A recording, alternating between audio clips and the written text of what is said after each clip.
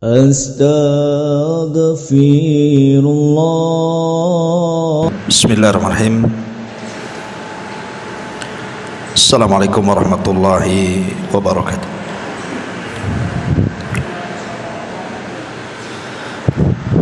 Alhamdulillah,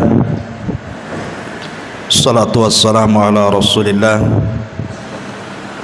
wa ala alihi wa sahbihi wa mawalah wa la hawla wa la quwata illa billahi wa ba'du. Alhamdulillah, di pagi hari ini kita bisa duduk kembali untuk thalabul ilmi. Dan sebelumnya saya minta maaf karena beberapa minggu ke belakang ini memang banyak acara. Kemarin safar ke Jawa, pulang-pulang ngantar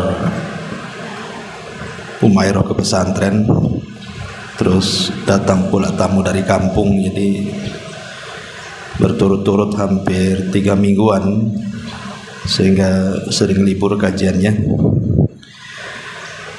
Dan insyaallah kita memulai kembali. Kajian kita masih membahas kitab Arba'in Nawawi, dan kita masuk pada hadis ke-40.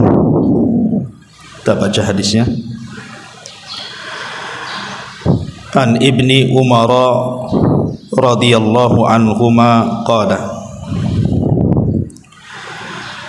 akhadha Rasulullah sallallahu alaihi wasallam bimankibi faqala kun fid dunya ka'annaka gharibun aw 'abiru sabilin. Wa kana Ibnu Umar radhiyallahu anhuma yaqulu idza amsayta fala tanthadhiris sabaha wa idza asbahta fala tantadil masa wa khudh min sihhatika limaradik wa min hayatika limautika. Rawahul Bukhari. Dari Abdullah ibnu Umar, semoga Allah meridhai keduanya, beliau dan ayahnya Umar ibn al-Khattab radhiyallahu an,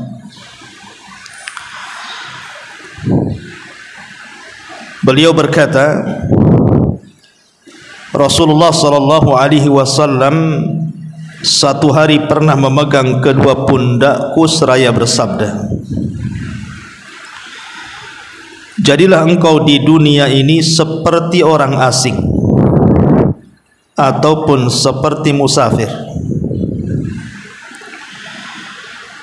Kemudian Ibnu Umar radhiyallahu anhu berkata, jika engkau berada di sore hari, jangan menunda-nunda datangnya pagi hari, dan jika engkau di pagi hari, maka jangan menunda-nunda sampai datang sore hari. Pergunakanlah masa sehatmu sebelum sakitmu, dan masa hidupmu sebelum kematian. Hadis ini dikeluarkan oleh Imam Al-Bukhari dalam sahihnya. Baik. Ma'asyiral muslimat yang dimuliakan Allah Subhanahu wa taala. Hadis ini disebutkan oleh para ulama sebagai hadis pemutus dari segala angan-angan. Maksudnya angan-angan dunia, dan seseorang diingatkan dengan dekatnya kematiannya. Dalam sebuah hadis dari Abdullah ibn Mas'ud radhiyallahu anhu, khattan Nabi sallallahu alaihi wasallam khattan murabba'an. Jadi satu hari Nabi sallallahu alaihi wasallam itu pernah menggaris sebuah garisan kemudian menggambar dalam bentuk persegi empat. Rasul pernah menggaris sebuah garisan, kemudian menggambar dalam bentuk persegi empat. Kemudian wa khatta khattan fil wasati kharijan minhu. Lalu setelah beliau menggambar persegi empat itu, beliau menggariskan sebuah garis di dalam persegi empat itu yang menjorok keluar. Jadi ini gambar persegi empat, kemudian digaris lagi keluar situ. Kemudian wa khatta khututan sigharan ila hadzal ladzi fil wasati min janibihi alladhi fil wasati wa qala hadzal insan wa hadza ajaluhu muhitum bi. Kemudian Nabi sallallahu alaihi wasallam di tengah-tengah kotak tersebut menggaris lagi dengan garisan-garisan kecil yang banyak. Kemudian beliau bersabda, garis di tengah ini adalah ibarat seorang manusia yang dikelilingi oleh persegi empat itu, maksudnya ajalnya yang mengelilinginya. Adapun garis-garis itu adalah angan-angannya. Kata Nabi sallallahu alaihi wasallam, wa hadzal ladzi huwa kharijun amalu. Adapun garis-garis kecil yang banyak itu diibaratkan sebagai angan-angannya. Maksudnya apa? Nabi sallallahu alaihi wasallam dalam hadis Abdullah bin Mas'ud ini mengatakan, ketika menggambar persegi empat, kita ini berada dalam kotak itu, dan kotak itu artinya ajal yang mengelilingi manusia, di mana manusia tidak mungkin keluar dari kotak itu. Artinya manusia tidak mungkin lari dari ajalnya. Adapun garis-garis kecil yang keluar dari kotak itu adalah angan-angannya. Dari sini kita tahu bahwa angan-angan dan ajal itu sesuatu yang berbeda. Karena yang namanya angan-angan itu bisa terjadi, bisa tidak. Ada orang yang bercita-cita ingin jadi dokter, bisa jadi dokter, bisa juga gagal jadi dokter. Ada orang ingin jadi tentara, ya bisa juga jadi tentara, bisa juga gagal. Ada orang ingin menjadi pedagang sukses, ya bisa sukses, bisa juga tidak. Namanya angan-angan. Angan-angan itu hanya sekedar angan-angan saja, bisa tercapai, bisa tidak. Tapi kalau ajal itu bukan angan-angan. Ajal itu sesuatu yang pasti terjadi. Karena yang namanya ajal itu walaupun tidak diangan-angani, kita pengen mati atau pengen dipanjangkan usianya, namanya ajal itu tetap datang. Tidak mungkin gagal ajal-ajal. Dari sini kita tahu bahwa Nabi SAW ingin memutus rantai tulul amal, panjangnya angan-angan bagi manusia, bahwa ajal lebih dekat kepada dirinya dibandingkan angan-angannya. Makanya ada istilah para ulama, aqrabu syai'in al-ajalu wa ab'adu syai'in al-amalu. Paling dekatnya sesuatu itu adalah ajalnya, dan paling jauh sesuatu itu adalah angan-angannya. Lah dalam hadis Abdullah bin Umar radhiyallahu an, Nabi sallallahu alaihi wasallam ingin menasihati kita. Jadi satu hari Nabi sallallahu alaihi wasallam itu datang kepada Abdullah bin Umar, kemudian memegang kedua pundaknya. Jadi Abdullah bin Umar berada di depannya, Rasul memegang tangan seperti ini ke pundak Ibnu Umar. Dan ini menunjukkan apa? Kasih sayang Rasul kepada murid-muridnya, kasih sayang seorang guru kepada murid-muridnya.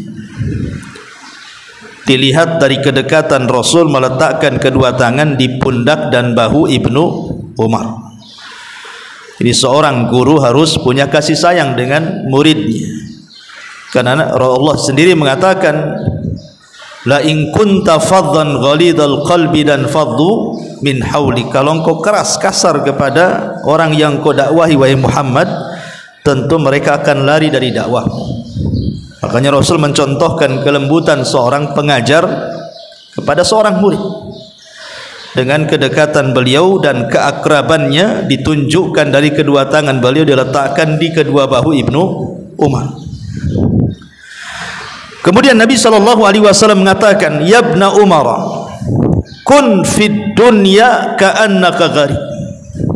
Wahai Ibnu Umar, jadilah di dunia ini seperti gharib, orang asing, au abirus sabil, ataupun seperti orang yang singgah menjadi seorang musafir. Analoginya begini, Bu. Kalau ibu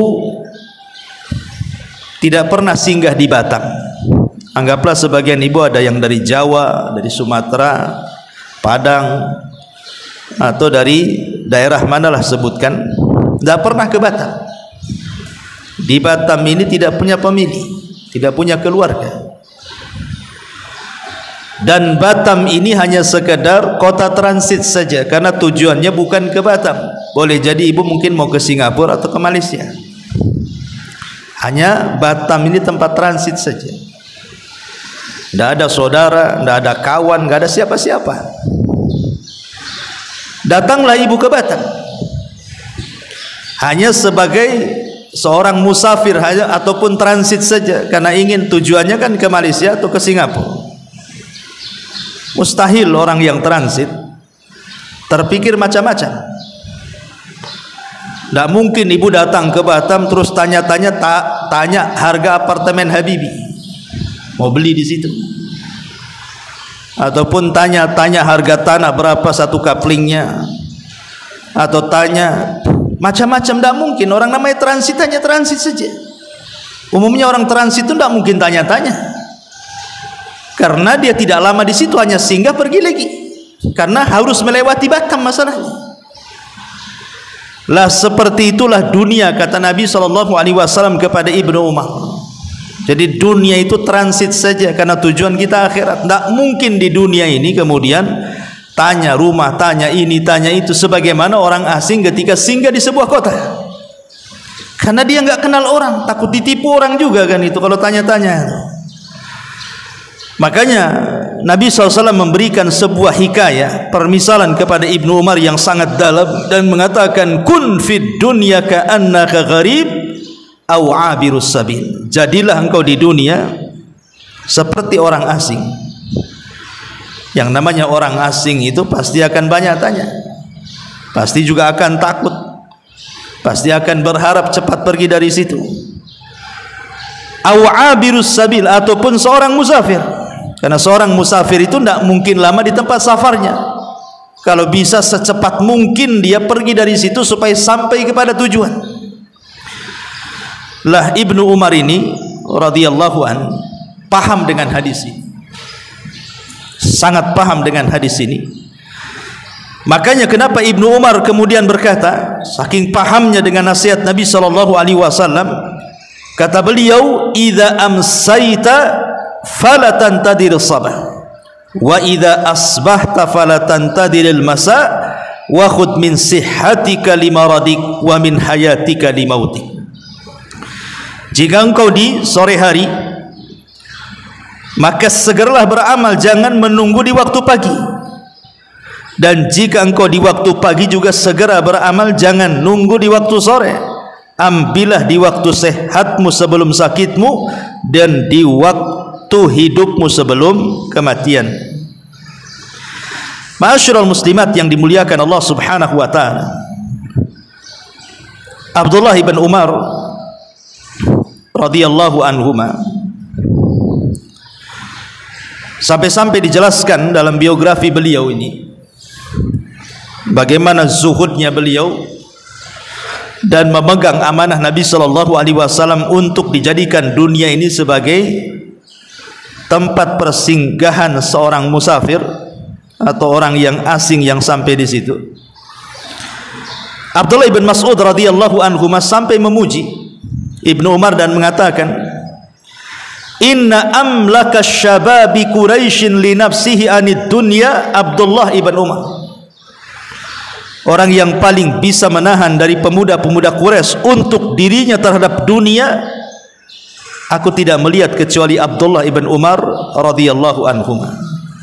Ini pujian daripada Abdullah ibn Mas'ud radhiyallahu anhu. Makanya Al-Hafidh Adz-Dzahabi dalam kitabnya At-Tadhkirah,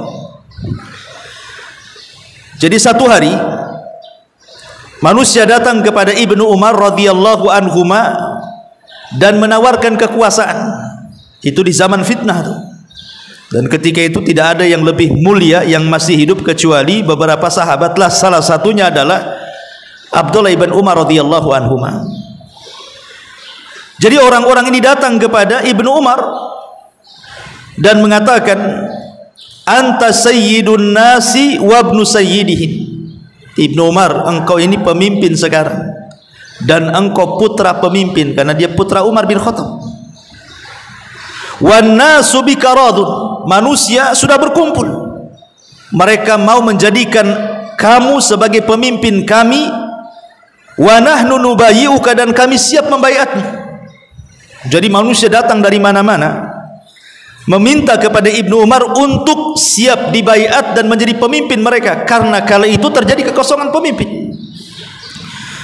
Tetapi Ibnu Umar radhiyallahu anhu mengatakan, la, tidak, wallahi, demi Allah, sampai bersumpah, tidak, demi Allah.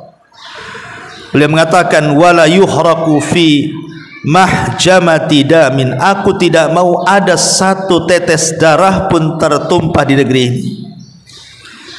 Karena biasanya apabila terjadi kekosongan pemimpin kemudian rebutan menjadi pemimpin, pasti terjadi peperangan, kan itu. Makanya Ibnu Umar lebih baik menghindar dari fitnah. Padahal sudah jelas-jelas loh kekuasaan di hadapan dia. Manusia sudah redha. Kebanyakan manusia mendukung Ibnu Umar, tapi Ibnu Umar menolak karena takut ada satu tetes darah tertumpah di negeri itu. Kalau sekarang ya jangan begitu. Sekarang pilih saya, jangan pilih dia. Saya paling hebat, dia tidak hebat. Bahkan bayar buzzer lagi kan untuk memenangkan supaya menjadi pemimpin. Karena di zaman sekarang ini sudah hilang zuhud masalahnya. Zuhud yang hilang itulah maka mengakibatkan seseorang itu akhirnya rakus dengan kekuasaan. Dan ini tahu salah satu daripada serapan nasihat Nabi SAW kepada Ibnu Umar.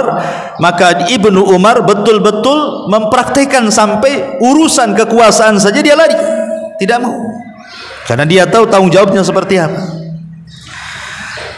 Ma'asyiral muslimat yang dimuliakan Allah Azza wa Jalla, sampai satu hari disebutkan dari Samir Ar-Riyahi, dari bapaknya, dia mengatakan, jadi Ibnu Umar radhiyallahu anhu ini satu hari syariba ma'an, dia meminum air yang sangat dingin sekali, air mineral yang sangat dingin diminum oleh Ibnu Umar. Fabaka fashtadda buka'u, tiba-tiba Ibnu Umar menangis dan semakin menjadi tangisannya. Faqila lahu, dikatakan kepada Ibnu Umar, wa ma yubkika ya Ibnu Umar, apa yang membuat anda menangis wahai Ibnu Umar?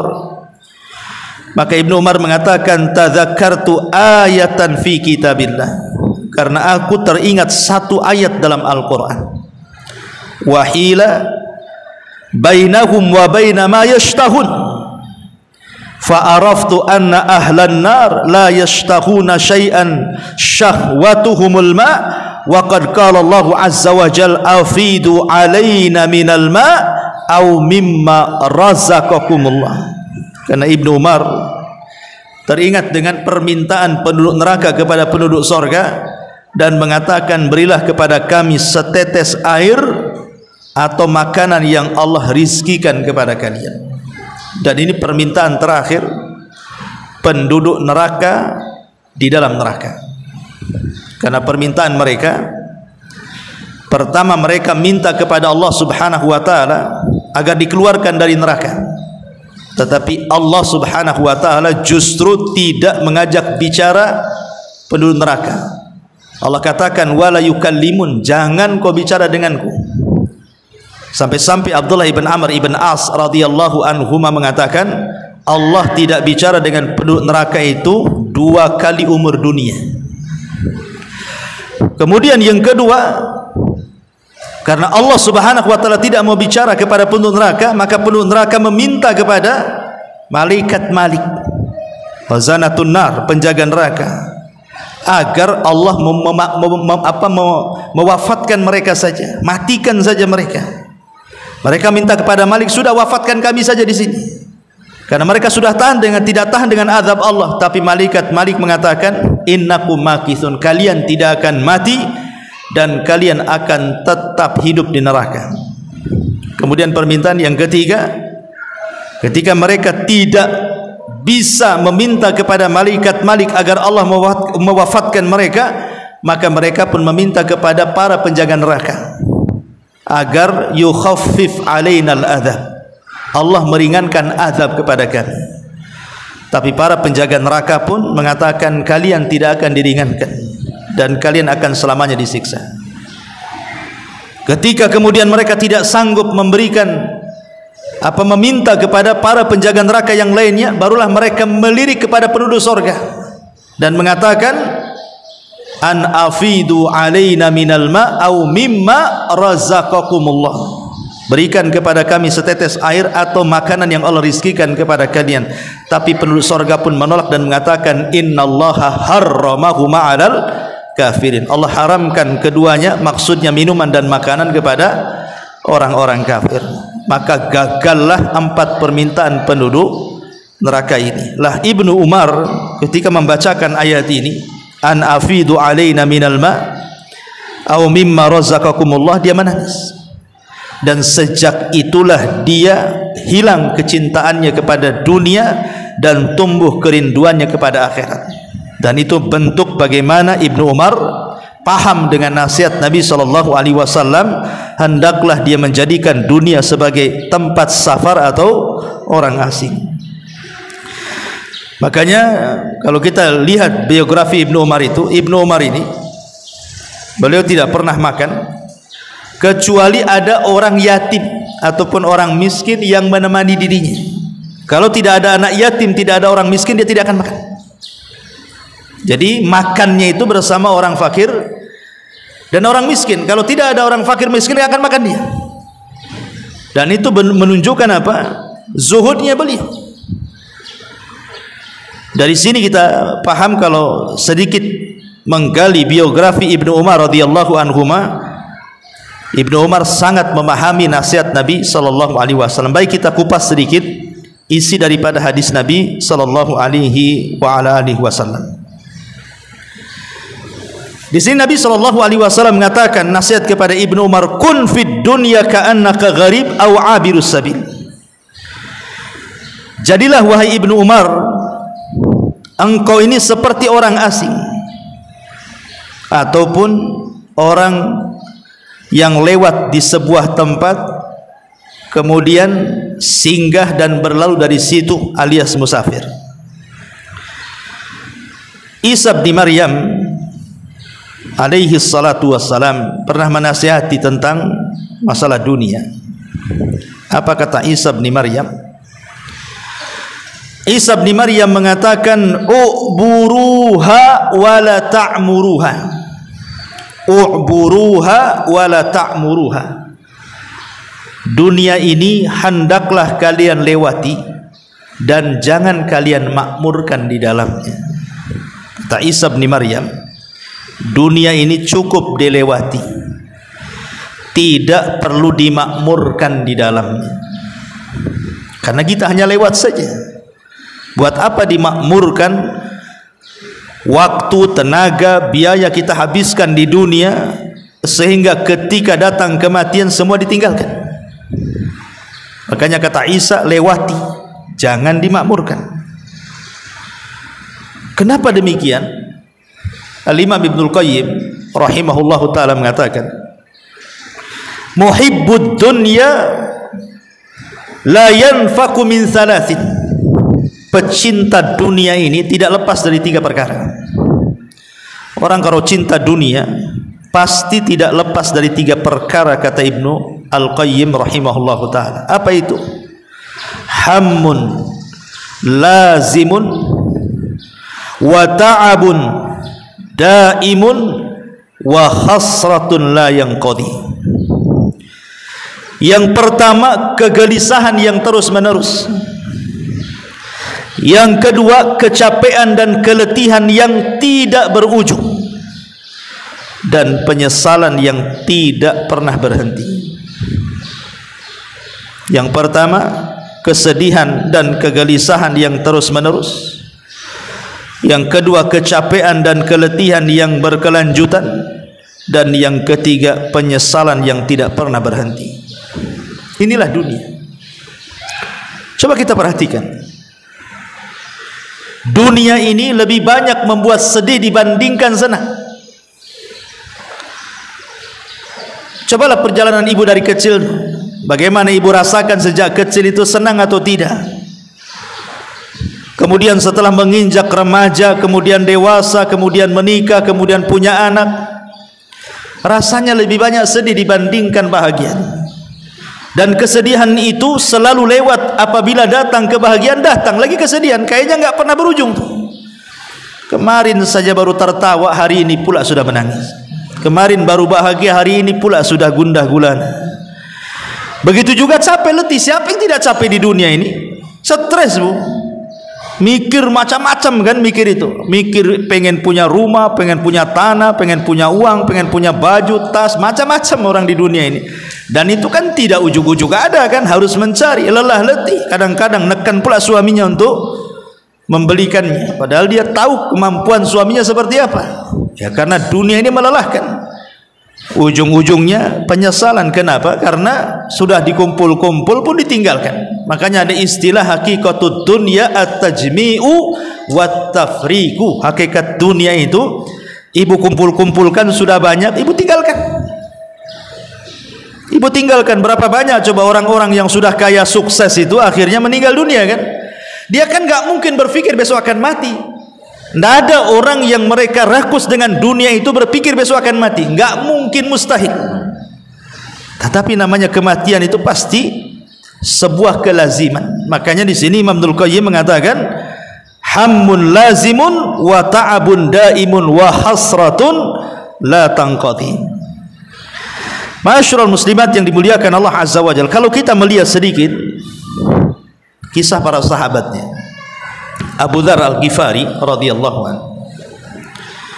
Satu hari datang seorang laki-laki masuk ke rumah Abu Dzar Al-Ghifari.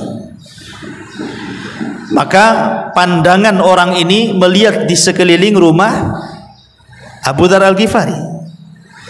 Pasti ibu kalau punya rumah kan minimal teras depan itu, ruang tamu kan pasti dihiasi, bukan? Di situ ada lemari, nanti dalam lemari itu mesti ada bunga-bunga, entah ada perlak-perlik, entah ada barang-barang yang kalau orang melihatnya itu akan takjub.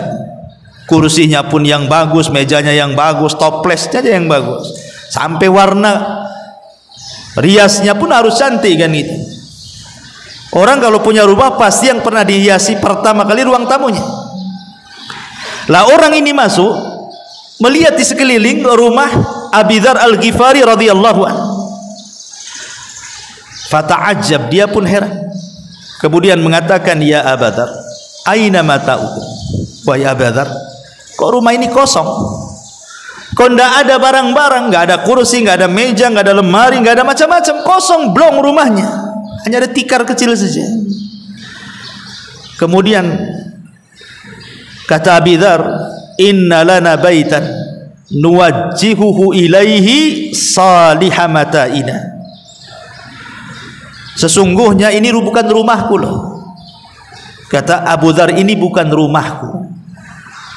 Rumahku itu adalah rumah yang kelak aku akan sampai di sana.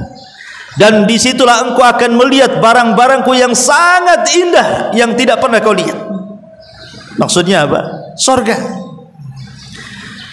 Jadi Abi Dzar Al-Ghifari mengingatkan kepada orang ini bukan rumahku, rumahku di sana. Kalau di sini engkau tidak melihat barang-barang yang indah, nanti lo di sana aku akan melihatnya. Kemudian kata Abi Dzar Al-Ghifari radhiyallahu anhu mengatakan, innahu la budda laka min mata'in ma dumta hahuna. Kemudian orang ini ngomong sama Abu Dzar, Abu Dzar, ya paling tidak adalah barang-barang yang kau bisa nikmati selama kau berada di sini dan belum pindah ke sana. Masa nggak ada sama sekali? Kan kamu masih hidup di sini, belum hidup di sana, gitu maksudnya. Maka Abi Dzar dengan tegas mengatakan, inna sahibal manzil la yada'una fihi. Sesungguhnya pemilik rumah ini tidak mungkin meninggalkan barang-barang yang harusnya ada di sana diletakkan pula di sini. Saya tidak mau.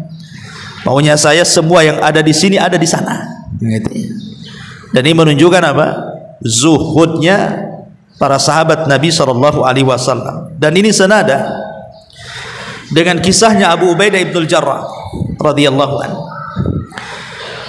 Jadi Umar radhiyallahu anhu ketika menjadi khalifatul Islam sepeninggal Abu Bakar Siddiq radhiyallahu an mengerahkan pasukan untuk membebaskan Baitul Maqdis dalam perang Qadisiyah. Lah ketika itu pemimpin perang adalah Abu Ubaidah ibnul Jarrah menggantikan Khalid ibn Walid. Jadi ketika Baitul Maqdis ini sudah dikuasai kaum muslimin dan kunci Baitul Maqdis siap diserahkan kepada Amirul Mukminin Umar bin Khattab, Abu Ubaidah menyurati Umar agar datang dari Madinah ke Syam untuk mengambil kunci Baitul Maqdis. Karena syaratnya yang mengambil kunci itu adalah Umar, pemimpin kaum muslimin. Berangkat Umar dari Madinah menuju Syam. Sebelum kemudian Umar tertuju kepada Baitul Maqdis, dia ingin melihat kondisi rumahnya Abu Ubaidah, tenda perangnya itu. Jenderal perangnya itu hidupnya seperti apa. Jadi Umar ibn Khattab radhiyallahu an kemudian singgah di tenda Abu Ubaidah ibnul Jarrah, satu di antara 10 sahabat yang dijanjikan masuk surga itu. Kemudian setelah Umar masuk, beliau melihat di sekitar tenda, di dalam tenda itu kok tidak ada barang-barang, kok kosong gitu tenda itu, padahal dia jenderal perang. Oh, kalau sekarang jenderal, kita lihatlah mantan jenderal itu, bisnisnya di mana-mana, rumahnya di tengah kota, besar luar biasa. Itu mantan jenderal zaman sekarang kan gitu. Ini masih menjabat. Abu Ubaidah ibnul Jarrah ini masih menjabat, belum pensiun, belum purnawirawan. Jadi Umar ini melihat di sekitarnya, falam yara syai'an, dia tidak melihat sesuatu, satu barang pun tidak ada di tenda itu. Jadi Umar mengatakan, aina mata'uk, mana barang-barangmu? La ara illa labidan wa suhfatan ila akhir. Aku tidak melihat kecuali hanya benda-benda yang tidak ada harganya. Hanya mungkin piring untuk makan, gelas untuk minum gitu. Kemudian Umar bin Khattab radhiyallahu mengatakan, anta amir, engkau ini pemimpin, ya minimalnya adalah barang-barang mewah. Namanya perang itu kan ada harta rampasan perang kan itu. Apalagi yang diserbu ini bukan negara miskin, yang diserbu ini negara Kisra, negara kaya adidaya, otomatis kan kekayaannya banyak itu. Kalau menang dapat harta ghanimah itu kan macam-macam, emasnya, peraknya, ya kasur empuknya, ya barang-barang mewahnya, barang-barang megahnya kan mesti dapat lah kan, tidak mungkin tidak. Kok tidak ada di tenda itu barang-barang berharga sedikit pun. Jadi Umar mengatakan, wa anta amir, kau ini pemimpin. Kemudian Umar bin Khattab radhiyallahu an meminta kepada anak buahnya, kepada para prajurit, datangkan makanan yang biasa dimakan pemimpin kalian. Maksudnya Abu Ubaidah ibnul Jarrah. Apakah okelah di tendanya tidak ada barang-barang yang berharga, boleh jadi mungkin makanannya spesial, ya mungkin makanannya spesial yang luar biasa gitu. Kalau di zaman sekarang ya makanan-makanan mahal lah gitu. Rupanya ketika didatangkan, makanan itu adalah makanan yang biasa dimakan para prajurit. Jadi nggak ada bedanya, prajurit makan itu, dia juga makan itu. Nggak ada bedanya antara jenderal dan pasukannya. Dari situlah kemudian Umar bin Khattab fabaka, beliau pun menangis. Faqala, dan dia mengatakan kepada Abu Ubaidah, ghayyaratna dunya ghairaka ya Aba Ubaidah. Dunia telah merubah kami semuanya, kecuali engkau wahai Abu Ubaidah. Dunia tidak merubah dirimu. Kami semua dirubah dunia kecuali engkau. Ini yang ngomong bukan orang biasa loh, Umar bin Khattab radhiyallahu anhu. Kalau sudah Umar yang ngomong, ya memang Abu Ubaidah itu seperti itu kan gitu. Karena pujian Umar tidak mungkin sembarang orang dia mengatakan seperti itu. Makanya Umar mengatakan ghayyaratna dunya, dunia sudah merubah kami. Illa anta ya Aba Ubaidah, kecuali engkau wahai Abu Ubaidah, dunia sama sekali tidak berubah.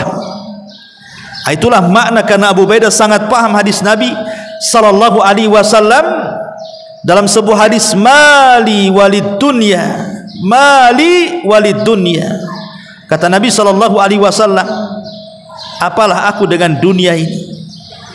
Apalah aku dengan dunia ini? Illa mathalu ma yaj'alu ahadukum isba'ahu hadhihi wa asyara Yahya bisyababati fil yammi falyangdur bima tarji. Demi Allah, tidaklah dunia dibandingkan akhirat melainkan seperti salah seorang di antara kalian meletakkan jarinya, Yahya perawi hadis berisyarat dengan jari telunjuknya ke laut, lalu lihatlah apa yang dibawa dari jari jemari itu. Jadi kalau ada lautan, kemudian kita celupkan jarinya, kemudian diangkat lagi, paling ada satu tetes itu. Lah satu tetes itulah menjadi perebutan satu dunia manusia sejak zaman Adam sampai yang terakhir mati. Sementara kekayaan Allah itu terbentang lautannya. Jadi kalau seandainya orang berpikirlah satu tetes yang di jari itu diperebutkan manusia, sementara di depannya lautan yang terbentang berupa sorga, kok tidak dikejarnya? Mana akalnya? Gitu maksudnya. Lah kita rebutan yang satu tetes, sementara yang lautan tak bertepi kok ditinggalkan. Akalnya di mana? Seolah-olah Rasul ingin mengatakan demikian. Ini lautan terbentang loh, kenapa kalian tidak kejar? Kenapa ngejar yang setetes itu? Makanya Nabi SAW mengatakan, mali walid dunya ma ana wad dunya innama mathali wa mathalud dunya kamathali raqibin dhalla tahta syajaratin thumma raha wa tarakaha. Apalah arti dunia bagiku, kata Rasul. Apa urusanku dengan dunia?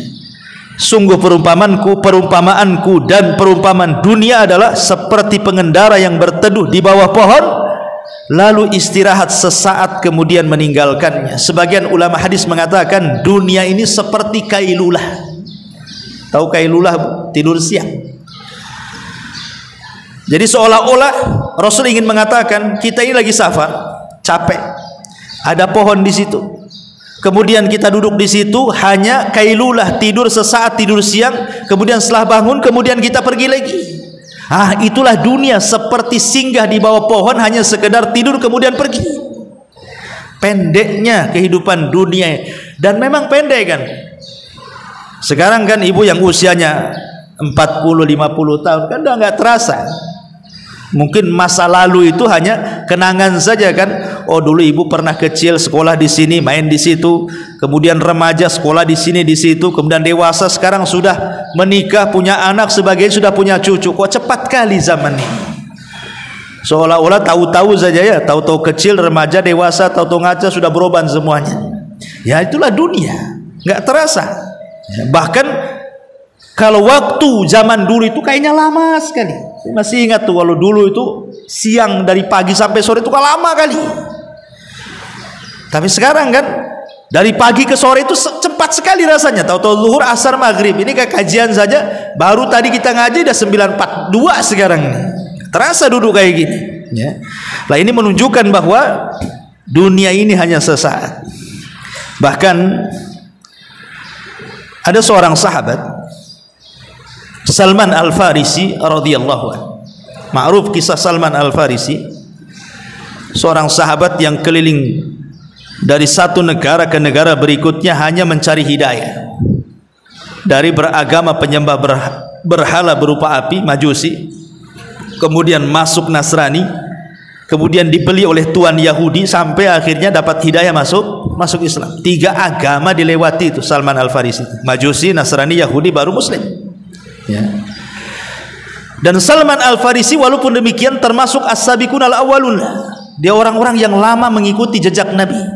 Salman Al-Farisi seolah-olah ketika Allah Subhanahu wa taala tidak menghendaki Abu Lahab masuk ke dalam Islam, Allah ganti Salman Al-Farisi yang bukan orang Arab justru mendapatkan hidayah saat kematiannya, detik-detik wafatnya.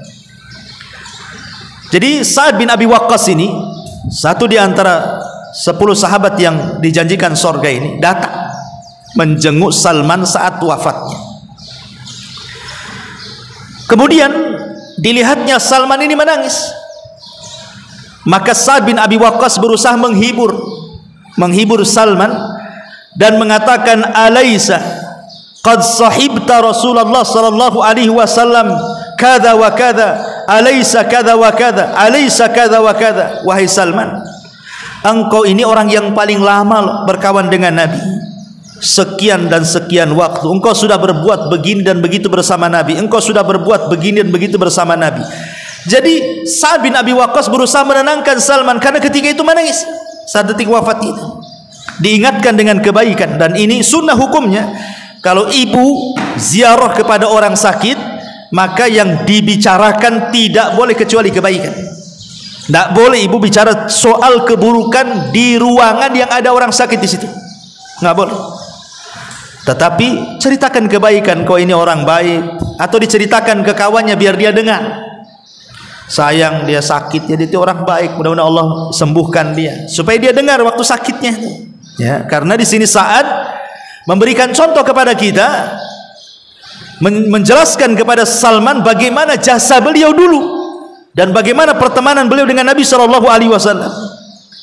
Qala Salman, tapi Salman mengatakan, dia mengatakan, ma'abki wahidatan minal isnain, aku bukan menangis karena satu di antara 2 perkara. Kata Salman, aku menangis bukan karena satu di antara 2 perkara. Kemudian Salman mengatakan, ma'abki dhannan lid dunya wala karahiyatan lil akhirah. Demi Allah aku mati bukan karena aku terikat dengan dunia, aku tidak mau meninggalkan dunia, bukan itu. Bukan pula aku membenci akhirat, karena orang mati itu cuma 2 nih. Kenapa orang itu kemudian saat kematiannya sulit, sehingga kemudian terkadang di antara mereka itu harus koma berbulan-bulan loh, bertahun-tahun. Ada Allah siksa seperti itu orang tuh, gak mati-mati. Ada orang koma bertahun-tahun itu. Boleh jadi karena dipersulit kematian. Kan ada orang yang mati itu ketika berwasiat, yang diwasiatkan itu urusan dunia, padahal dia akan berpisah dengan dunia. Aneh itu. Tolong jaga tanah tanah bapak, tolong jaga tanah ini, tanah itu, ini perusahaan tolong jaga. Dia sendiri akan berpisah dengan perusahaannya itu, dengan tanahnya. Masih juga berwasiat dengan dunia, kan akalnya hilang tuh. Oh, dia mau berpisah dari dunia, kok wasiat dengan dunia pula. Kecuali kalau wasiatnya kebaikan, tolong nah ini sepertiganya wasiatkan, kasihlah untuk masjid, kasihlah untuk anak yatim, jelaskan gitu ya. Tapi ada sebagian orang tidak berpikir ke situ, sehingga terjadilah karahiyata lil mauti, benci kematian dan benci akhirat. Kata Salman, aku menangis bukan karena takut meninggalkan dunia atau benci dengan akhirat, walakin, kata Salman, akan tetapi, walakin Rasulullah sallallahu alaihi wasallam ahida alayya ahdan. Dulu Rasul pernah berjanji kepadaku dan aku pernah berjanji kepadanya. Aku khawatir janji yang pernah aku berikan atau Rasul SAW janjikan kepadaku, aku tidak bisa menepatinya. Kemudian dia mengatakan, fama arani illa qad ta'addaitu, dan aku tidak pernah melihat pada diriku kecuali aku sudah melampaui janji itu. Aku belum bisa menepati janji yang dijanjikan Rasul kepadaku. Lah Sa'ad ini mendengar Salman mengatakan seperti itu heran. Jangan-jangan Rasul juga pernah janji kepada dia dan dia belum melaksanakannya. Jadi Sa'ad ini mendesak kepada Salman, wa ma'ahida ilaika, apa yang dijanjikan Rasul kepadamu wahai Salman? Jangan-jangan aku juga sama gitu ya.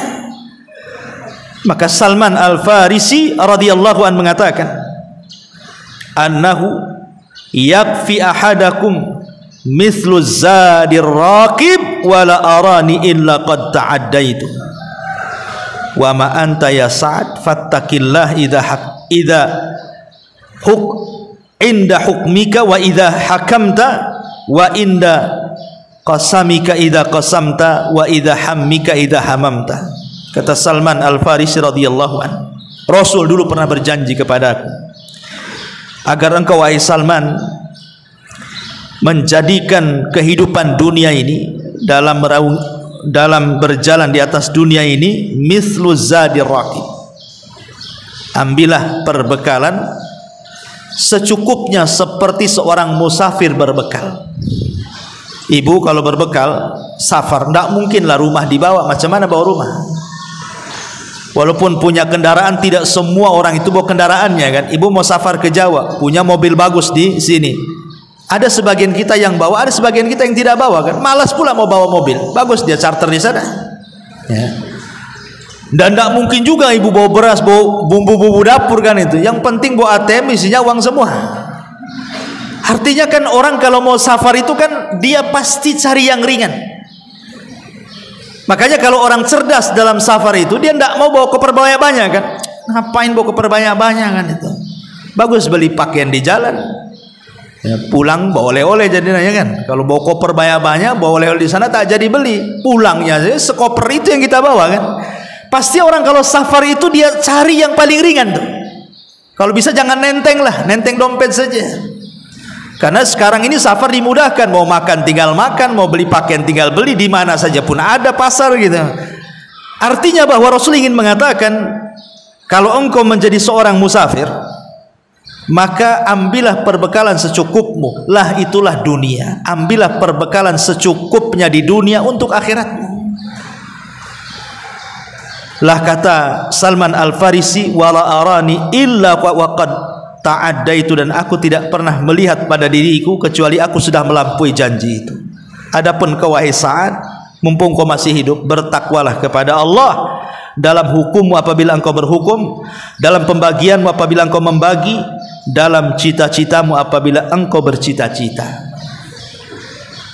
Dari kisah tiga sahabat ini radhiyallahu anhum menunjukkan bagaimana mereka mengajarkan kepada kita tentang pentingnya zuhud dan tentang bahayanya panjang angan-angan.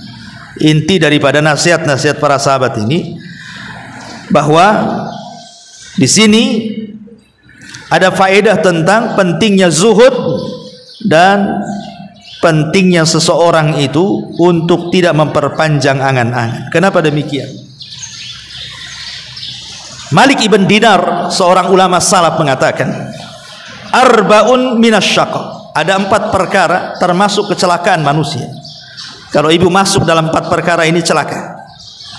Kata Malik ibn Dinar rahimahullahu ta'ala, yang pertama qaswatul qalbi. Ibu kalau keras hati, ini bahaya ya, jangan keras hati.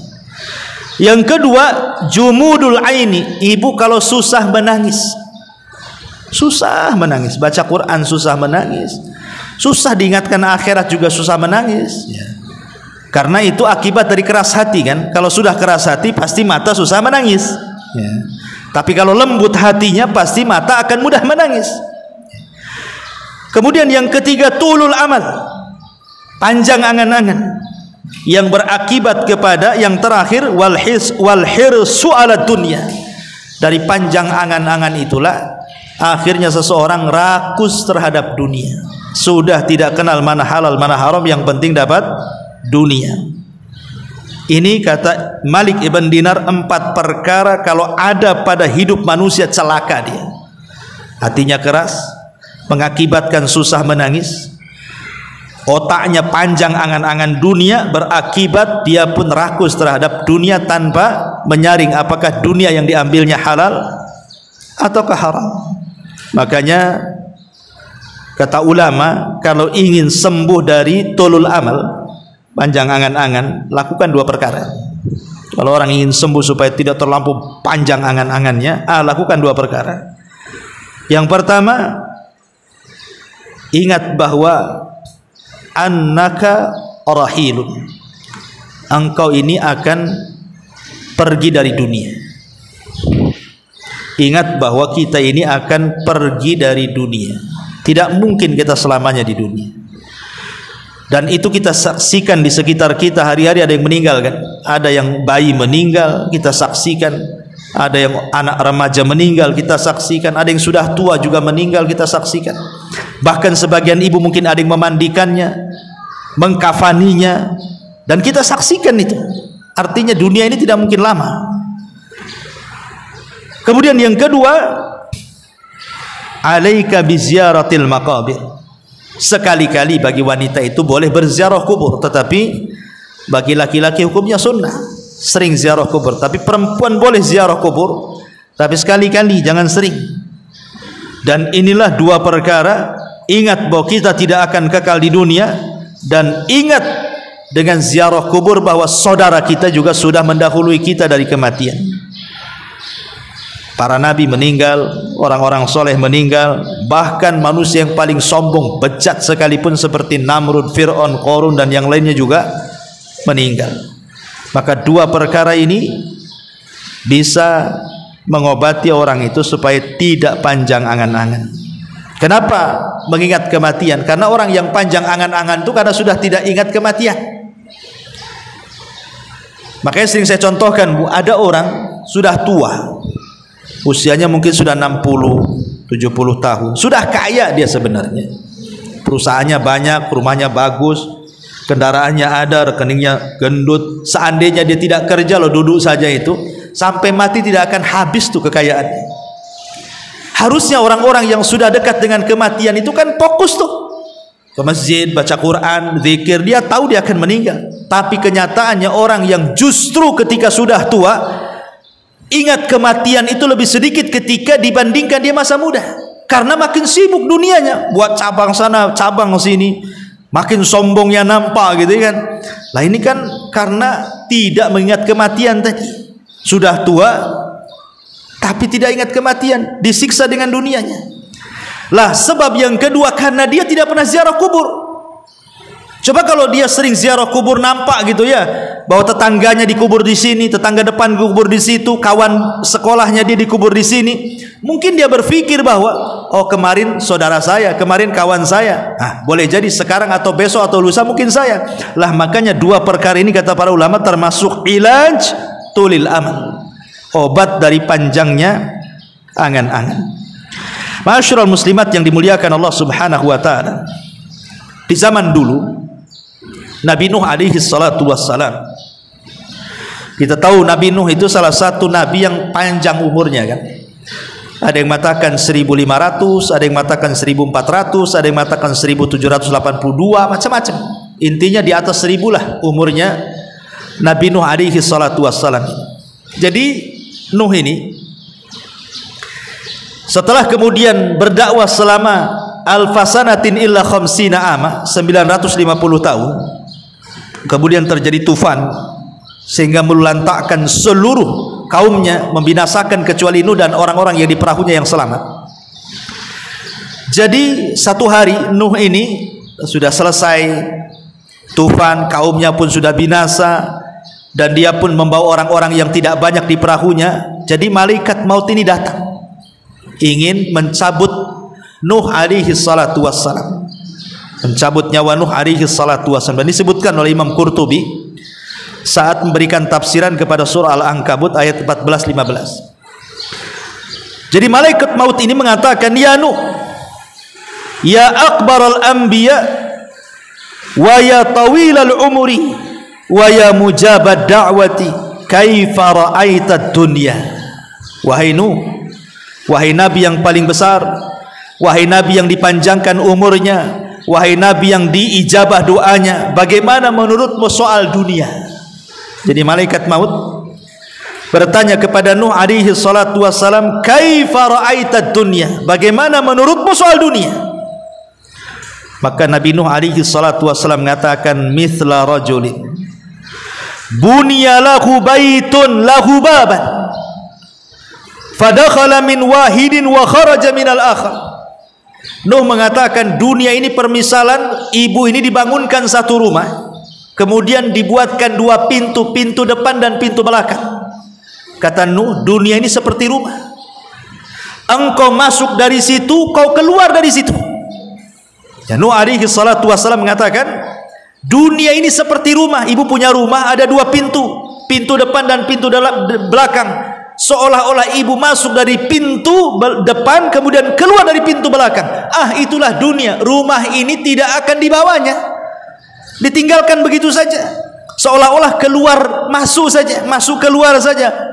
Hanya singgah sebentar, masuk rumah, duduk, kemudian keluar lagi. Lah itulah dunia, kata Nuh alaihi salatu wassalam. Dalam riwayat, dakhala min ahadihima wa jalasa hunayatan thumma kharaja min babil akhar. Engkau masuk ke dalam rumah, kemudian berduduk sejenak, hunayah itu sejenak duduk, kemudian keluar lagi. Makanya kenapa di dalam Al-Quran itu illa asyiyatan awduhaha. Nanti di akhirat orang itu ditanya soal jam mereka hidup di dunia, mereka mengatakan seolah-olah di dunia ini hanya asyiyah awduhaha, hanya sesaat saja di waktu duha, kemudian pergi. Itulah dunia, kata Allah. Tapi ma'asyiral muslimat yang dimuliakan Allah azza wa jalla, di antara kisah-kisah sahabat Nabi SAW dan juga para nabi, nasihat terakhir dari hadis ini adalah perkataan Ibnu Umar radhiyallahu anhuma di ujung riwayat, idza amsayta fala tantadiris sabah wa idza asbahta fala tantadiril masa wa khudh min sihhatika limaradik wa min hayatika limautik. Ini nasihat Ibnu Umar kepada kita. Jika engkau berada di sore hari, jangan menunggu datangnya pagi hari, dan jika engkau berada di pagi hari, jangan menunggu datangnya sore hari. Maksudnya, kalau pagi ini kita bisa beramal, jangan nunggu nanti sore. Pagi ini ibu bisa punya uang ingin sedekah, sudah langsung sedekahkan. Ya, pagi ini ibu bisa ingin baca Quran, ya sudah, jangan diprogram, nanti sore kan ada waktu. Kalau pagi ini ingin silaturahim ke saudara yang sedang sakit, ya sudah, segerakan hari ini berangkat. Karena belum tentu sore bisa gitu. Betapa banyak orang yang mengagendakan sesuatu ternyata tidak jadi. Tapi berapa banyak orang-orang yang tiba-tiba ada program dijalankan langsung jadi pula dia kan. Rame-rame kita ke rumah si Anu, rame-rame datang. Tapi kalau kita sore aja lah, biar kita tenang, senang, waktunya ada. Ketika sore banyak pula alasan kawan-kawan kan. Oh, tidak bisa datang, tidak bisa hadir, tidak bisa ini, tidak bisa itu, karena ini, karena itu, macam-macam kan. Makanya kenapa kemudian di sini Ibnu Umar mengatakan kalau bisa beramal di waktu pagi, jangan pula nunggu di waktu sore, ataupun sebaliknya, karena umur manusia tidak tahu. Dari sini Nabi SAW mengatakan, badiru bil a'mali sab'an, bersegeralah kalian beramal saleh sebelum datang 7 perkara. Dan ini sudah saya jelaskan ke ibu-ibu. Apa itu? Illa hal tantadiruna illa faqran munsia.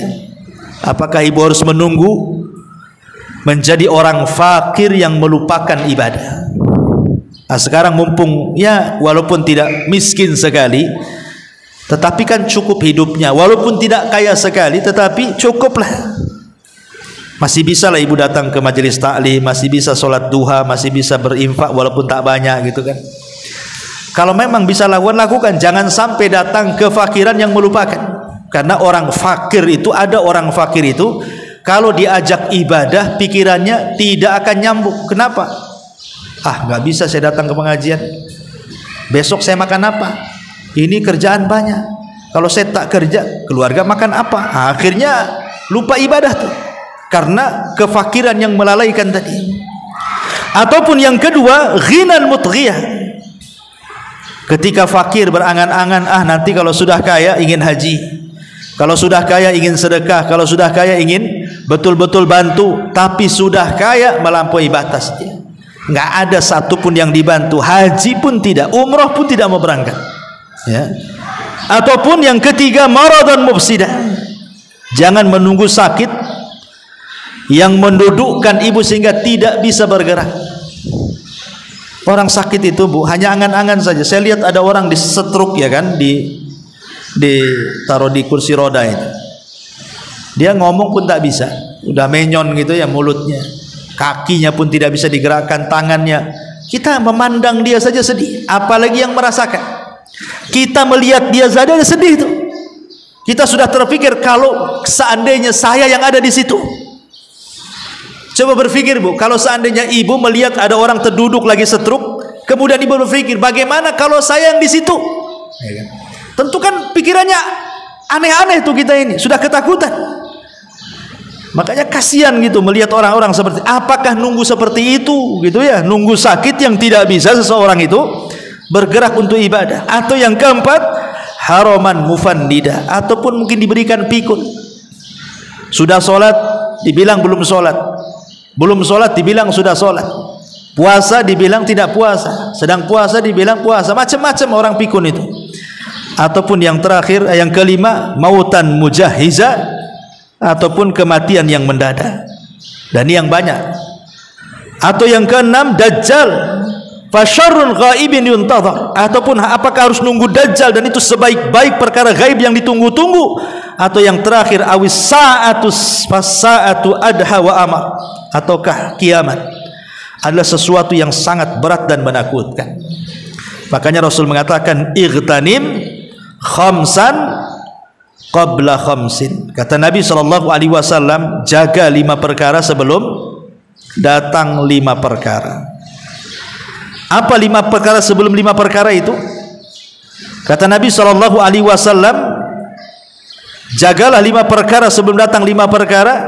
Pertama, jaga waktu mudamu sebelum datang masa tuamu. Sekarang ibu, kita lihat ibu punya anak remaja lah. Kalau ibu yang sudah tua, yang anaknya sudah gadis atau anaknya sudah bujang, kita lihat kan mereka itu gesitnya luar biasa. Naik motor aja bisa ngebut-ngebutnya orang tuh. Anak muda itu kan, Bu, suruh ke pasar aja sebentar aja dia, kan lagi gesit-gesitnya. Dan ibu pernah merasakan itu, jalan ke sana kemari tidak punya capek. Itu anak muda tuh. Kita sudah tua ini mau jalan 1 kilo ngos-ngosannya itu, kayak buru apa gitu ya. Tapi dulu masa muda jalan beberapa kilo tuh tidak terasa kayaknya. Padahal nggak minum tuh. Kalau kita ini jalan ke sana saja duduknya 100 kali itu, duduk jalan gitu ya. Artinya kan ibu pernah merasakan muda tuh. Lihat orang muda itu masih kuat, tidak punya capek, tidak punya lelah, ke sana kemari gesit.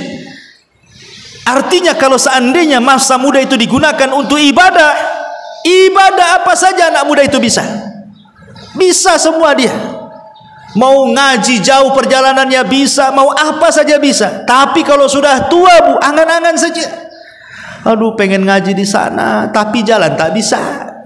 Ya, nggak ada yang ngantar. Padahal dekat tuh masjid ke rumah dia itu tidak jauh. Pengen sholat duha 2 rakaat, berdiri, duduk pun tak bisa, baring akhirnya. Jadi apa nunggu seperti itu? Rasulullah mengatakan, lah waktu mudamu kemana? Sudah tua kok malah mikirnya aneh-aneh. Makanya Rasulullah mengatakan, sababuka qabla harami. Ingat masa mudamu sebelum datang tuamu. Ya. Kemudian yang kedua, sihhati qabla saqami. Sihhataka qabla saqamika. Ingat masa sehatmu. Lihat orang sehat itu, semua dimakan kan, Bu? Orang sehat cuma dimakan. Yang kata dokter nggak boleh pun tetap aja dihantam dia, karena merasa sehat dia. Nggak boleh loh makan ini, nanti kolesterol naik. Enggak lah, bismillah saja. Orang sehat nggak peduli. Tapi kalau sudah sakit, baru terasa nih.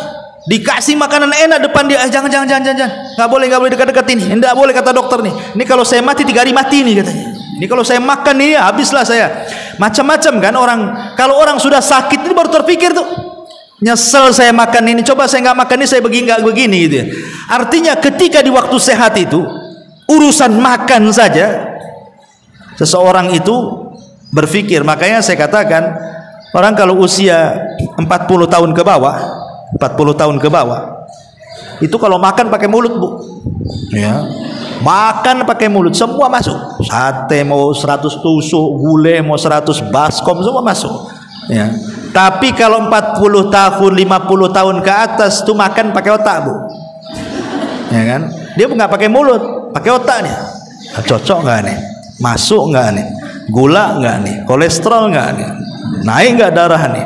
Nah kan otaknya berpikir dia. Memang nggak haram, itu menjaga kesehatan. Tapi dari situ saja nikmat Allah sudah dicabut sebenarnya. Ya kan? Sudah 40 tahun ke atas sudah otaknya berpikir dia, enggak semua bisa dimakan. Enggak semua bisa diminum, enggak semua orang itu bisa lelah letih seperti di masa ketika dia sehat. Makanya di sini Rasul mengatakan wasihataka qabla saqami. Kemudian yang ketiga waghinaka qabla faqri. Dan masa kayamu sebelum datang kefakiranmu. Berapa banyak orang fakir menghayal. Dulu saya pernah kaya, kenapa saya nggak begini? Kenapa saya nggak begitu? Sekarang sudah miskin kok angan-angan. Kadang-kadang ada orang yang datang ke saya. Berapa orang udah nggak kesebut lah, Ustadz. Coba saya kenal dengan Ustadz dulu katanya. Waktu saya punya tambang, saya masih punya perusahaan, saya masih di atas. Mungkin pondok Ustadz sebentar aja, sekejap mata jadi katanya. Kok kenal dengan saya waktu miskin pula katanya. Subhanallah. Ada orang seperti itu datang ke saya itu. Ya mudah-mudahan Allah berikan kekayaan kepada antum. Insyaallah mudah-mudahan kaya betul. Takutnya sudah kaya balik lagi ke awal kan gitu ya. Dan miskin datang lagi kedua kalinya, itu sama aja namanya. Jadi di sini Rasul mengatakan wa ghinaka qabla faqri wa faraghaka qabla syaghali. Dan masa luangmu sebelum datang sibukmu. Ini juga sering terjadi. Udah sibuk baru terfikir kenapa banyak waktu tidak belajar. Makanya kenapa Imam Ahmad ibn Hanbal rahimahullah mengatakan ta'allamul ilma, belajarlah ilmu sebelum datang masa tua. Kata Imam Ahmad, belajarlah ilmu sebelum datang masa tua. Karena orang sudah tua belajar itu ya hanya jiping saja, ngaji kuping aja kan, Bu. Masuk telinga kanan, keluar telinga kiri. Nanti lama nih 1 jam ngaji nih, ditanya sama suami, tadi Abu Merah ngomong apa? Entah, enggak apa-apa. Tengoklah di catatan katanya. Tengok di catatannya dulu. Tunggu. Nah ini itu poin banyak kelewat juga. Jadi di sini menunjukkan bahwa wa faraghaka qabla syaghali. Karena kenapa dulu di masa muda mungkin ibu ini bisa ngapal? Karena kesibukannya belum banyak kan. Sekarang sudah tua kan banyak yang ngurus cucu, yang ngurus anak, yang ngurus ini, banyak yang diurus. Sehingga terpecahlah akal itu. Hafalan terpecah. Jadi susah untuk nyimpan karena simpanan yang lain lo harus lebih banyak porsinya. Jadi ingat duitnya lebih besar dibandingkan ingat hafalannya. Makanya agak sulit gitu ya. Kemudian wahayatika qabla mautik, dan kehidupanmu sebelum kematianmu. Karena kalau orang sudah datang ajalnya, apa kata Allah? Allah mengatakan fa idza jaa ajaluhu la yastakhiruna sa'atan wa la yastaqdimun. Apabila datang ajal seorang tidak mungkin ke depan, tidak mungkin ke belakang. Dan dia pun mengatakan laula akhartani ila ajalin qarib la asaddaqa wa akum minas salin. Kalau Allah kembalikan aku ke dunia, tentu aku akan bersedekah dan tentu aku akan termasuk orang-orang yang saleh. Tapi kan mustahil. Itu hanya penyesalan yang tidak ada guna. Wallahu alam. Ini diantara hadis ke-40. Taib sampai di sini. Kita tutup. Taib kita kasih waktu 10 menit tuh tanya jawab, silakan.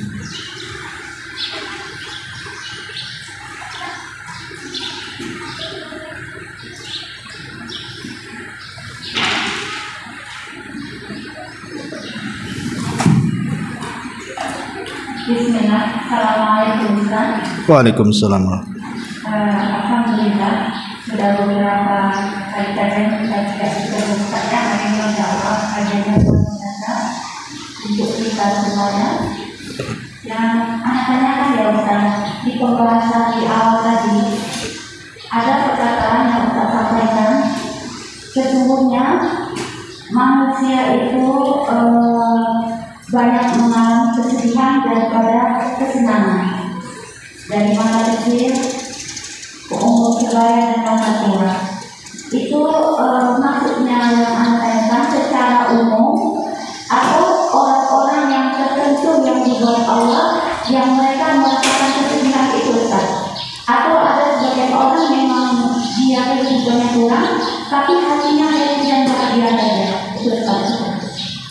Alhamdulillah. Allah mengatakan laqad khalaqnal insana fi kabad. Sungguh kami ciptakan manusia itu dalam kondisi kabad, keluh kesah. Manusia itu akan banyak mengeluh dan akan banyak terus meminta keluh kesahnya kepada Allah Azza wa Jalla ataupun kepada manusia. Kalau kita lihat kehidupan Nabi itu jelas-jelas manusia yang paling mulia, tapi dia tidak pernah hidup di istana megah. Tidak pernah Nabi hidup di istana megah seperti Raja Kisra, Raja Kaisar, Romawi dan Persia. Kemudian sepanjang hidupnya ditekan. Mana ada hidup Nabi senang? Ditekan, dikatakan gila, penyahir, tukang tenun, pemecah belah, macam-macam. Sahabatnya dibunuh, kan kepikiran juga tuh sahabatnya dibunuh, diintimidasi, kemudian diusir hijrah pula ke Madinah. Sampai di Madinah perang lagi, 27 kali perang Rasul itu. Kemudian juga belum lagi musuhnya ganti pula orang Yahudi dan orang-orang Nasrani, datang pula orang-orang munafik, macam-macam pula tuduhannya kepada Nabi. Ketika Islam sudah betul-betul di atas kejayaan, Rasul tinggal menikmati saat detik-detik wafatnya. Datang malaikat, kemudian meminta dua pilihan. Apakah engkau wahai Muhammad akan hidup selamanya di dunia dan Allah akan berikan kenikmatan sebagai balasan akan dakwahmu selama ini sampai kau menjadi seorang yang sukses, ataukah engkau meninggal dan mengikuti teman-temanmu di Rafiqil A'la? Apa kata Rasul? Ila Rafiqil A'la. Aku memilih untuk bersama teman-temanku di Rafiqil A'la. Kehidupan Nabi saja kita sudah luar biasa. Ya, anak-anaknya meninggal dunia. Semua meninggal dunia Rasul itu. Kecuali satu Fatimah. Itu pun 6 bulan setelah meninggal baru menyusu. Kemudian setelah hijrah ke Madinah, apa kata Aisyah? Selama kami hijrah dari Mekah ke Madinah, kami tidak pernah merasakan makanan yang lezat. Bahkan pernah terjadi datang bulan, 2 bulan, 3 bulan, dapur kami tidak ada yang mengepul satupun asap, mana tidak ada makanan di rumah Nabi. Bahkan Nabi SAW pernah diikat gitu ya perutnya dengan 2 batu karena saking laparnya. Jadi kalau kehidupan Nabi SAW saja dari awal sampai akhir, maksud saya itu tidak senang, bukan berarti tidak senang itu konotasinya jelek, tidak. Tidak senang itu konotasinya tidak mesti tidak jelek, karena tidak senang itu boleh jadi karena dia menanti kesenangan nanti. Untuk berlelah letih di dunia itu untuk kesenangan yang akan datang. Gitu maksudnya ya. Jadi tidak semua tidak senang itu dikonotasi buruk, tidak.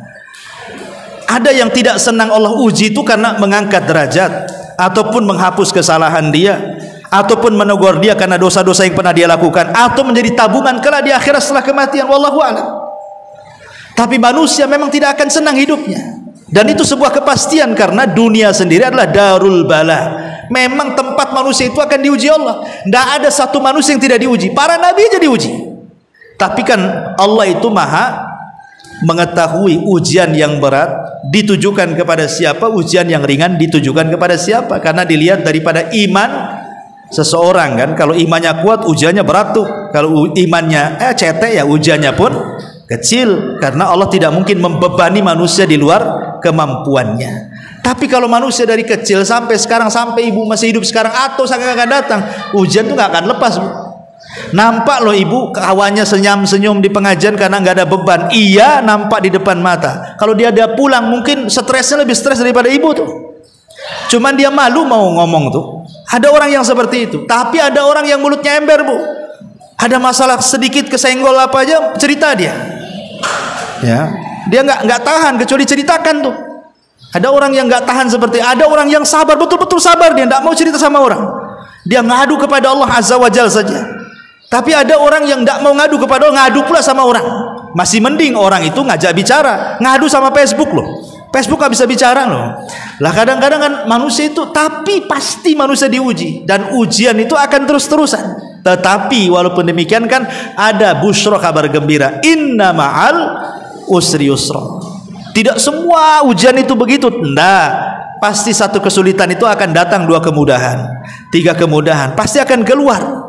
Setelah keluar itu bukan terus keluar, ada lagi ujian yang lain kan begitu. Ya, bahasanya nelayan handal itu tidak mungkinlah dia bisa menjadi nelayan hebat kecuali dia harus menghadapi ombak yang besar. Makin ditempa ombak, makin handal dia nelayan itu. Artinya orang itu kalau banyak ujian, kalau dia lewat ujian yang kecil, ujian itu udah saya lewati itu, ya itu gampang itu, nggak terlalu stres. Tapi kalau orang nggak pernah kena ujian stres. Ya, jangan lagi soal ujian habis ludes hartanya ya. Kadang-kadang hartanya masih ada. Ya, tetapi banyak orang-orang yang gara-gara hartanya diambil sedikit oleh Allah itu udah kayak kiamat besar, Bu. Banyak orang-orang yang seperti itu. Nah, artinya bahwa ujian itu ya sebuah kepastian. Ada yang konotasinya memang baik, Allah dalam rangka mengangkat derajat. Ada yang konotasinya tidak baik, sengaja Allah menegur supaya berhenti dari maksiat. Nah, itu saja sih. Wallahu a'lam.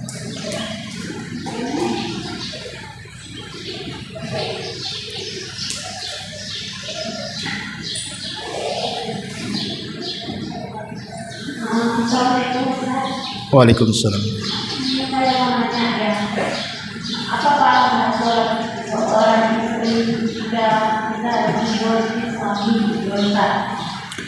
Gimana? Dizolimi suami ketika berhadapan dengan itu anak-anak. Apa hukumnya seorang suami menzolimi istri? Iya.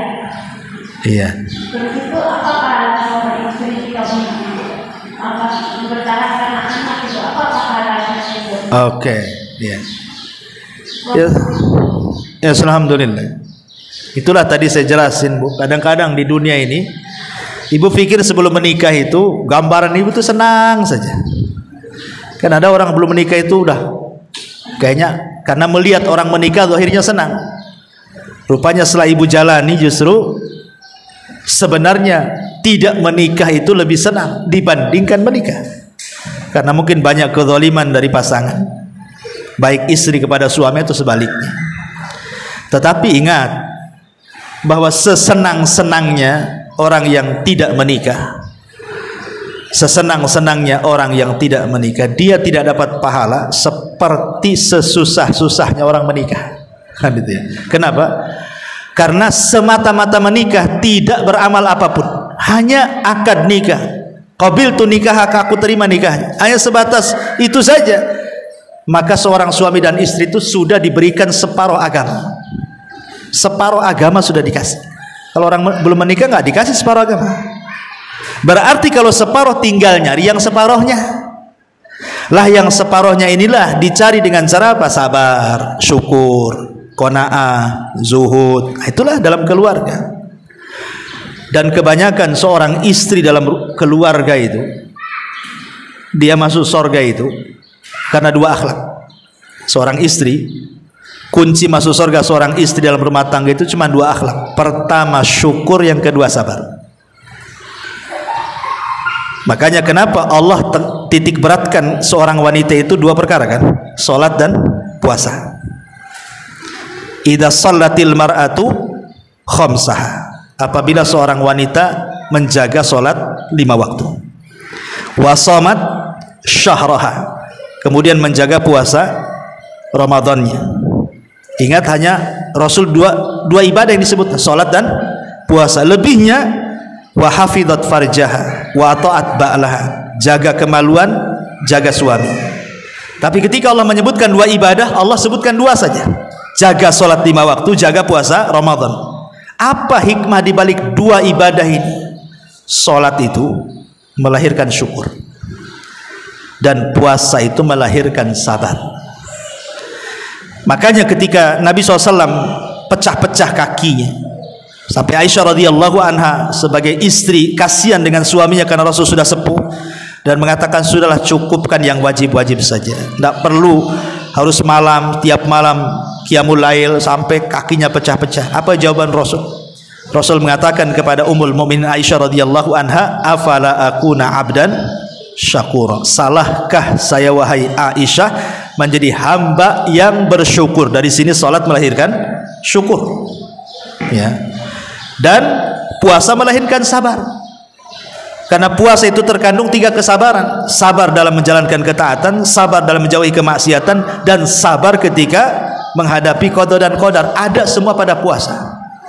Makanya ketika ahli tafsir memberikan catatan wasta'inu bis sabri was shalah, wasta'inu bis sabri was shalah, mintalah pertolongan dengan salat dan juga dengan kesabaran, maksudnya mintalah pertolongan dengan salat dan puasa. Mintalah pertolongan dengan sabar dan syukur maksudnya. Jadi seorang wanita itu di rumah tangga, 2 ibadah inilah yang menjadikan wanita banyak masuk surga. Pertama sabar, yang kedua syukur. Dari 2 istimbat ibadah yang Rasul katakan tadi. Salat, syukur, puasa, sabar. Nah, lakukan 2 sifat ini Bu dalam rumah tangga. Kalau ibu mau sabar dizalimi suami, sampai kapanlah suami mendolimi ibu? Tidak mungkin seumur hidup Allah ciptakan suami mendolimi itu. Mustahil Bu, mustahil. Tidak mungkin Allah ciptakan orang itu kerjanya zalim saja. Pasti ada waktu berhentinya kan. Tidak mungkin lah nggak berhenti kezaliman itu. Pasti ada berhentinya. Artinya ibu harus yakin bahwa suami tidak diciptakan untuk mendolimi ibu. Satu, kalaupun dia melakukan kezaliman, lah ketika itu suami memang sedang mengikuti syaitan. Tapi hakikatnya manusia tidak seperti itu, karena manusia itu kan fitrah asalnya. Dia menjadi jahat itu karena ada setannya di situ. Maka yang tugas ibu pertama sabar. Sabar, artinya sabar ya sabarlah. Gimana lagi mau saya dapat punya suami seperti ini. Lah ibu ini ketika ibu katakan gara-gara anak itu, ibu orang berakal namanya. Kurang apa seorang sahabiah di zaman Rasul namanya Ummu Hakim. Ya. Ummu Hakim itu di zaman Nabi, suaminya gila. Maksudnya sedikit error lah. Kemudian juga orangnya suka marah-marah dan suka merendahkan. Kadang-kadang lisan itu kan lebih sakit tuh dibandingkan mukul. Kalau mukul sekali udahlah kan itu. Tapi kalau suami ngomong yang enggak merendahkan tuh kan sakitnya tuh di sini, Bu ya.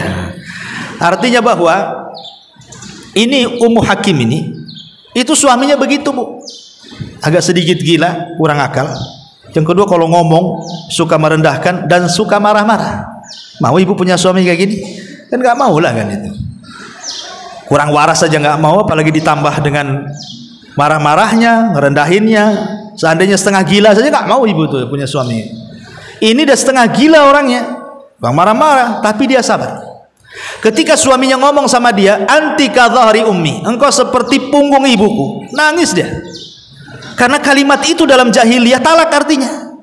Datang kepada Rasulullah supaya didamaikan, tapi Rasul mengatakan tidak bisa itu kalimat talak tuh. Kenapa Ummu Hakim kemudian ngomong seperti itu kepada Rasul? Sampai turun surah Mujadilah itu khusus untuk dia, satu surat itu. Karena dia memandang anak-anaknya. Anak-anak dia banyak. Belum tentu kalau dia nikah dapat bapak nih, dia jadi bapak anak-anaknya. Karena emosional bapak angkat dengan bapak kandung itu beda. Jahat-jahatnya bapak kandung itu adalah dia sayang sama anaknya tuh. Bahkan ada istilah, nak cukuplah bapakmu jadi bajingan. Nah, kamu jadi janganlah seperti bapakmu. Nah, masih ada lah kan kemauan bapaknya itu anaknya lebih baik daripada bapaknya. Tapi kalau bapak angkat udah banyak kejadiannya. Kadang-kadang diusir anaknya, anak angkatnya diusir. Dia memang ingin nikah ibunya saja.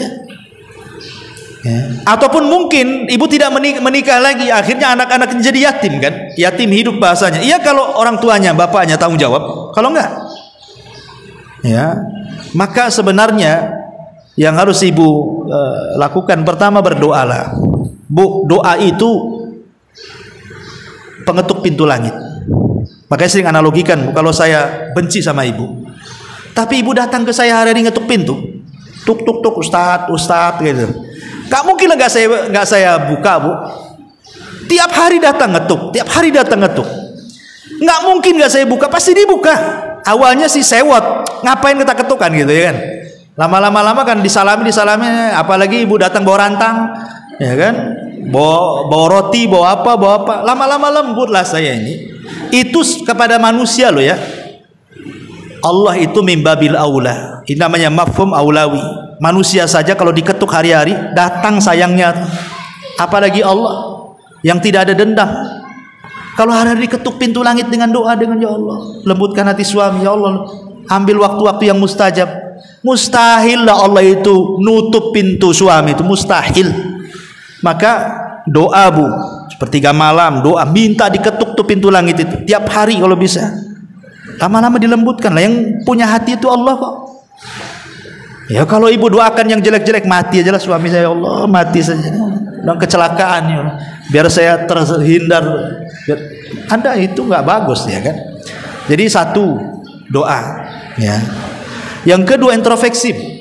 Kadang-kadang apa yang kita alami hari ini itu karena warisan dosa masa lalu, kita tidak tahu. Mungkin kita dulu ya kan, kita tidak tahu ya masa lalu ibu seperti apa, masa lalu ayah saya seperti apa, masa lalu orang lain. Semua orang tuh punya masa lalu. Ada yang masa lalunya baik, ada yang masa lalunya tidak baik. Ada yang masa lalunya penuh dengan ibadah, ada yang masa lalunya penuh dengan maksiat. Sekarang ketika kemudian masa lalu sudah berlalu, ibu sudah mulai hijrah bertobat gitu kan. Terkadang Allah Subhanahu wa taala memberikan ujian dengan cara mungkin suami jadi jahat, anak jadi nakal, tetangga jadi jahat, orang tua kurang macam-macam. Itu terkadang itu untuk menggugurkan dosa lalu tuh. Kita tidak tahu saja. Mungkin kita punya dosa dulu-dulu tidak tahu. Sekarang Allah berikan ujian, mau sabar atau tidak? Kalau sabar boleh jadi itu sebagai pengangkat dosa yang dulu-dulu lah pernah kita lakukan. Kita tidak tahu. Karena ada sorga itu tidak bisa diraih dengan sholat, tidak bisa diraih dengan puasa, nggak bisa diraih dengan sedekah, hanya bisa diraih dengan sabar. Ada sorga itu yang hanya bisa diraih dengan kesabaran. Dan sabar itu tidak seperti sholat. Sholat itu capek bu, ada gerakan, ada wudhu, jaga baju, jaga najis, jaga hadas. Tapi sabar itu kan di sini. Ya, jadi sabar-sabarin aja lah bu. Jadi itulah sabar. Yang kedua syukur. Ibu jangan memandang keburukan suami 100%, tapi lihat kebaikannya. Kalau ibu merasa suami jelek terus, ibu sudah nggak hidup di bumi itu. Mungkin sudah dibunuh sama suami. Tapi ibu masih hidup, punya anak pula, masih makan juga di situ, masih satu atap dengan suami. Ya, artinya kan suami masih lah, mungkin lah sekali-kali dia mungkin kalau dia mungkin orang awam kadang mukul, ya didoakanlah mudah-mudahan ya dia tak mukul, jangan didoakan mudah-mudahan patah pula tangannya gitu. Ataupun lisannya mungkin dia jahat, ya mudah-mudahan lisannya dirubah sambil sedikit-sedikit. Nanti ada masalah, insya Allah ada masanya bu. Kalau ibu terus nasihati, bersabar, berdoa, adalah waktunya. Ya, kalaupun itu belum terjadi, ya anggap saja itu laluan dalam kehidupan. Itu ujian bagi ibu, bersabar, karena mengakhiri perceraian itu tidak baik dalam agama. Itu sama dengan membantu syaitan. Apalagi tadi ibu bagus karena anak-anak. Kalau bisa jangan begitu, karena Allah bu. Ya, jangan karena anak-anak, nggak dapat pahala. Saya sabar karena Allah. Ya, dengan melihat anak-anak. Ya ibu ya, kalau sabar karena anak-anak nggak ada ibadahnya itu. Semua sabar itu karena Allah Subhanahu wa taala. Wallahu a'lam. Saya harus ngantar orang ke bandaranya. Subhanallah bihamdika, asyhadu an la ilaha illa anta astaghfiruka wa atubu ilaik. Wallahu ta'ala. Assalamualaikum warahmatullahi